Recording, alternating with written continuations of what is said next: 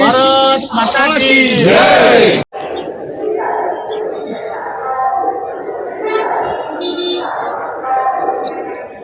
आता आपण उभे आहोत रत्नागिरीच्या रेल्वे स्टेशन इथे। राज्याचे सार्वजनिक बांधकाम मंत्री रवींद्र चव्हाण यांनी नुकत्याच त्या रेल्वे स्टेशनच्या नूतनीकरणाच्या कामाचा शुभारंभ केलेला आहे। सुमारे जवळजवळ 17 ते 18 कोटी रुपये खर्च करून हे रत्नागिरीचे रेल्वे स्टेशन सुशोभित करण्यात येणार आहे। लाखो प्रवासी या स्टेशनवरती येतात, प्रवास करतात आणि कुठेतरी त्यांना चांगलं या स्टेशनचं रुपडं पाहायला मिळावं या माध्यमातून त्यांनी आज या ठिकाणी याचं भूमिपूजन केलेलं आहे। आपण पाहत आहात की या रेल्वे स्टेशनचा भविष्यातलं रेल्वे स्टेशनचं कसं होईल त्याचा आपण एका सिनेमाच्या पिक्चरच्या माध्यमातून आपण या ठिकाणी आपण पाहतोय।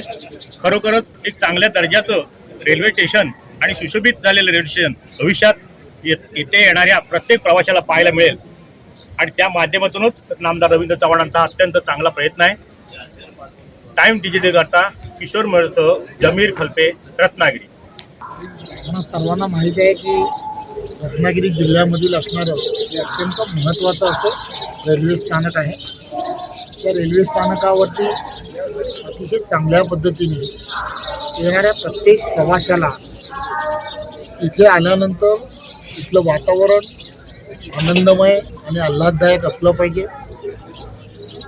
प्रवासी म्हणून इथे प्रवास केल्यानंतर इथे जवळच वाहनतळ असलं पाहिजे, एस टी स्थानक वेगळ्या ठिकाणी असलं पाहिजे, रिक्षा स्टँड वेगळ्या ठिकाणी असलं पाहिजे आणि जसा विमानतळावरती ज्या पद्धतीने आपण गेल्यानंतर आपल्याला फील मिळतो त्याच पद्धतीचा फील या रेल्वे स्थानकांवरून बाहेर पडल्यानंतर प्रत्येक प्रवाशाला वाटला पाहिजे। रत्नागिरी असेल किंवा सिंधुदुर्ग जिल्हा असेल किंवा कोकण हे पर्यटनाच्या दृष्टिकोनातून अत्यंत महत्त्वाची असणारी ही सर्व ठिकाणं आहेत। त्यामुळे या सर्व ठिकाणी पर्यटनाला चालना मिळण्याच्या दृष्टिकोनातून रेल्वे विशेष प्रयत्न करत आहे। कोकण रेल्वेने यामध्ये वेगवेगळ्या पद्धतीने या सर्व भागांमध्ये आवश्यक असणाऱ्या सोयीसुविधा उपलब्ध करायला पाहिजे त्या करण्याचा ते प्रयत्न करत आहेत। परंतु आपल्या सर्वांना माहीत आहे की कोकण रेल्वे एक स्वतंत्र असणारं एक महामंडळ आहे।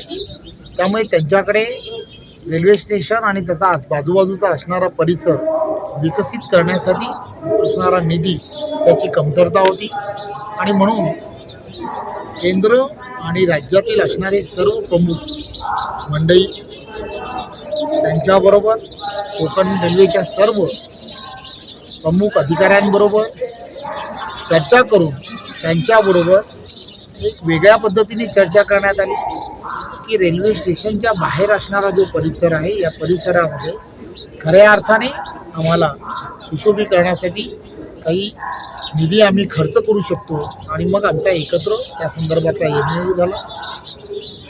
या ठिकाणी कोणत्याही प्रकारे ॲडव्हर्टाइजमेंटचे राईट्स हे आम्हाला न घेता त्याच्यातून कोणताही फायदा हा सार्वजनिक विभागाला न मिळता हा सर्वचा सर्व विषय जो आहे तो कोकण रेल्वे स्वतः काही अशा पद्धतीचा त्यांच्याबरोबर चर्चा करून एक MOU तयार करण्यात आला।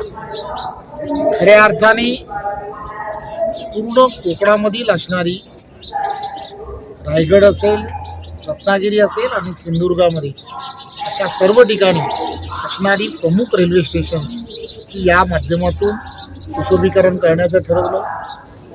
हायवेपर्यंत असणारा रस्ता जो आहे त्या रस्त्याला कॉन्क्रिटीकरणातून करण्याच्या संदर्भातला निर्णय घेण्यात आला आणि या सर्व ठिकाणी जे आत्ता आपण ज्या ठिकाणी उभे आहोत याला सुद्धा एक चांगलं त्याचं सौंदर्यीकरण झालं पाहिजे। त्या दृष्टिकोनातून अत्यंत चांगल्या पद्धतीने या सगळ्या विषयाला मार्गस्थ करण्याचं ठरवलं। चांगले आर्किटेक्ट त्यांच्यामध्ये स्पर्धा करण्याचं काम केलं गेलं आणि त्या स्पर्धांमधून अतिशय चांगल्या पद्धतीने काम करणारे आणि चांगल्या डिझाईन्स त्यामध्ये काय होऊ शकतील दिसायला अत्यंत सुंदर कसं दिसेल असं प्रत्येक रेल्वे स्टेशनला करण्याचं ठरवलं. त्या ठिकाणी त्या रेल्वे स्टेशनवरती पर्यटनाच्या दृष्टिकोनातून काही वेगळ्या पद्धतीने या जिल्ह्यामध्ये त्या रेल्वे स्टेशनच्या जवळ असणारी पर्यटन स्थळं कोणती आहेत त्या संदर्भातले काही माहिती फलक की त्यामध्ये दाखवण्याच्या संदर्भामध्ये त्याच्या डिझाईन्स करण्यात आल्या. त्यामुळे याचा फायदा पर्यटक म्हणून इथल्या असणाऱ्या व्यावसायिकांनाही होणार आहे आणि विशेष करून कोकण रेल्वेला सुद्धा याचा सर्वात मोठा फायदा येणाऱ्या काळामध्ये होणार आहे. ही सर्वच्या सर्व रेल्वे स्टेशन्स जी पूर्णच्या पूर्ण सर्व भागांमध्ये आहेत की जी रायगडपासून रत्नागिरी आणि सिंधुदुर्ग या सर्व भागांमध्ये यासाठी जवळजवळ 102 कोटी रुपये निधी हा सार्वजनिक बांधकाम विभागाच्या माध्यमातून खर्च करण्याच्या संदर्भातला निर्णय हा शासनाने घेतलेला आहे.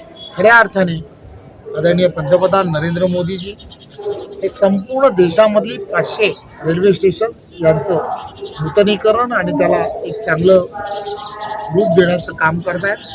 त्याचा पहिलाच टप्पा हा सार्वजनिक बांधकाम विभागाच्या माध्यमातून आणि कोकण रेल्वेच्या माध्यमातून सुरू होतो आहे. त्याचा आम्हाला सर्वांना अभिमान आहे. लवकरच हे काम पूर्ण होईल. 2 महिन्यामध्ये रत्नागिरीमधलं काम पूर्ण होईल अशी आम्हाला खात्री आहे.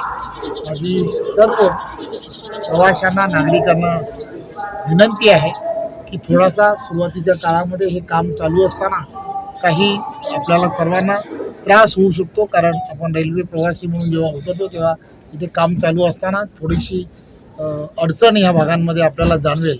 परंतु ज्यावेळेला 2 महिन्यानंतर हे काम पूर्ण होईल त्यावेळेला एक आपल्याला फार मोठा आनंदही त्यामधून मिळेल. टाइम्स डिजिटलला लाईक करा, सबस्क्राईब करा, शेअर करा आणि बेल आयकॉन दाबायला विसरू नका. पाहत रहा टाइम्स डिजिटल.